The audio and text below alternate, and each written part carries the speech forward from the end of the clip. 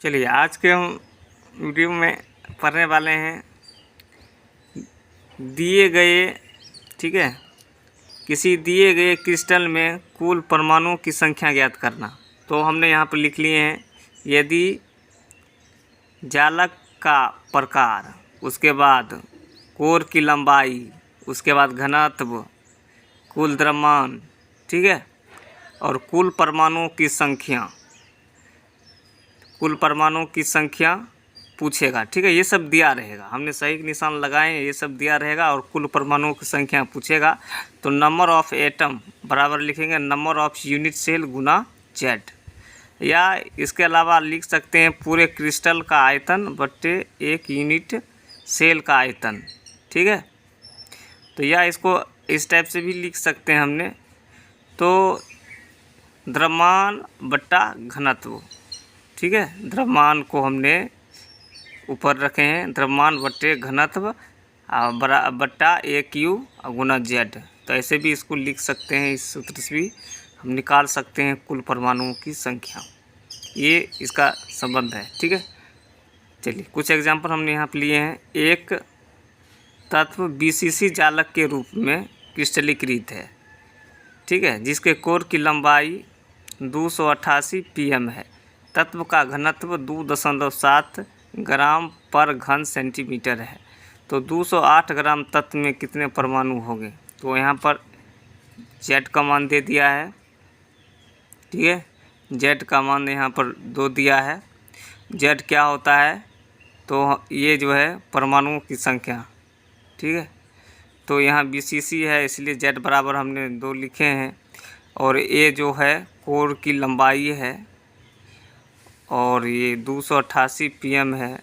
तो इसको pm को हमने पिकोमीटर को हमने ग्राम में चेंज कर दिए हैं, इसलिए 288 गुना 10⁻⁻10 से इसको गुना कर दिए तो ये ग्राम में आ गया, क्योंकि एक जो पिकोमीटर है 10⁻12 मीटर होता है। तो ये 10⁻10 इस गुना करेंगे। तो ये आ गया है ग्राम में। तो इसमें इसका घनत्व दे दिया है 2.7 ग्राम पर घन सेंटीमीटर, और इसका m दे दिया है, एटॉमिक मास होता है, या दिया है इसमें 208 ग्राम। तो परमाणुओं की संख्या ज्ञात करना है। तत्व में कितने परमाणु होंगे, इन परमाणुओं की संख्या। तो बराबर सूत्र लगाएंगे m बट्टा d गुना AQ गुना जेड। तो हमने यहाँ पर लिखे हैं जो ऊपर हमने बताए थे, यहाँ पर हमने बताए थे कि द्रव्यमान बट्टे घनत्व। उसी तरह ये जो है, तो ये इसका द्रव्यमान हो गया और नीचा d हमने लिखे घनत्व हो गया, ये नीचे चलाया है AQ गुना जेड। तो यहाँ पर लगाएंगे सूत्र, m का मान 208 है और z का मान 2 है, क्योंकि ये BCC संरचना के रूप में है। तो इसका d है 2.7 है, और एक मान लिख के हम लोग गुना कर देंगे। 3 बार इसको गुना करेंगे तो सॉल्व करने पर 6.44 गुना 10⁻24 परमाणु आएगा। उसी प्रकार इसमें है तत्वों के घनीय क्रिस्टलों के घनत्व, मतलब कि जो तत्व के घनीय क्रिस्टल है उसको घनत्व जो है ना कैसे निकालेंगे, उसमें सूत्र को बताया गया है। Density of cubic crystal of element. माना यूनिट सेल की कोर जो है A है, और एक यूनिट सेल में कुल कण जो है Z है। तो कण का द्रव्यमान हो जाएगा, माने है m। तो क्रिस्टल का मोलर द्रव्यमान है m। एवोगाड्रो संख्या Na, और एक यूनिट सेल का घनत्व D जो हमको ज्ञात करना है। तो घनत्व बराबर होता है द्रव्यमान बट्टे आयतन। तो हमने घनत्व यानी D बराबर द्रव्यमान Z, द्रव्यमान हमने यहाँ पर लिखे हैं Z गुना m, बट्टा AQ आयतन है। तो Z गुना m लिख दिए हैं, इसलिए लिखे हैं कि कुल कण जो है Z है और एक कण का द्रव्यमान m है, तो कुल कण का हो जाएगा Zm। चूँकि m बराबर होता है, ठीक है, ये जो लिखे हैं ये मोलर द्रव्यमान है और बट्टा एवोगाड्रो संख्या है। तो m का मान कैपिटल M/Na पुट करेंगे तो यहाँ इस टाइप से सूत्र बन जाएगा, ठीक है। ये स्मॉल m का है मान, यहाँ पर हमने रखे हैं तो ये मान निकल के इतना आया है, ठीक है। इसको हम ऐसे भी लिख सकते हैं D बराबर Z और AQ के बदले, ठीक है, AQ को बदले हम V यहाँ पे लिख देंगे और कैपिटल M है और Na है बराबर, ठीक है। तो इतना है। चलिए उसके बाद है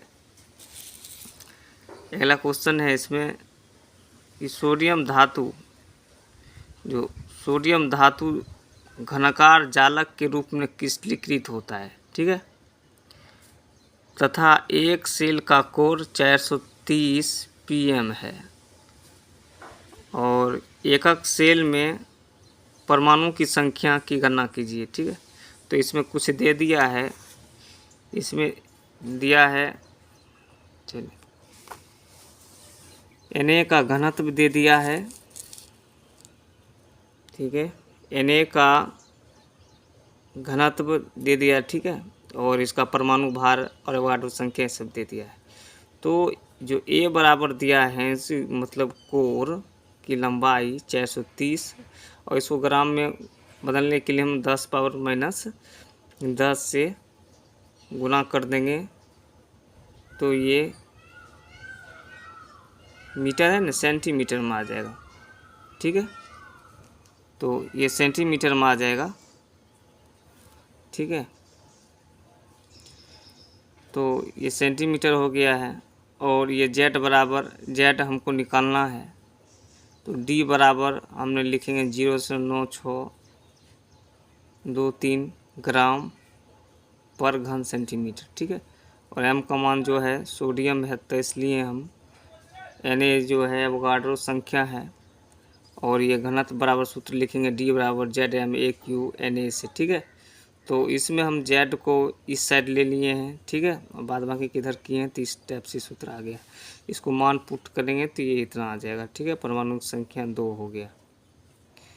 चलिए उसके बाद NaCl के एकक सेल का आयतन, ठीक है, दे दिया है यहाँ पर 2.01 × 10⁻⁻21 घन सेंटीमीटर। तो NaCl के एकक सेल में घनत्व की गणना कीजिए। तो ये घनत्व पूछा है, Na का जो है परमाणु Na जो है Na का दिया है, इसमें परमाणु संख्या 23 दे दिया है, ठीक है। क्लोरीन का 35.5 है। तो इसमें AQ, ठीक है, AQ का मान इसमें दिया है तो हमने लिख लिए। M का NaCl निकाल लेंगे, M जो है M निकाल लेंगे NaCl का, तो इसमें तो 23 + 35 ये जो M जो है कैपिटल M, ठीक है, कैपिटल M जो है क्रिस्टल का मोलर द्रव्यमान, ठीक है। तो इसका Na का हो जाएगा 23, क्लोरीन का हो जाएगा 35, सब मिला कर 58 हो जाएगा।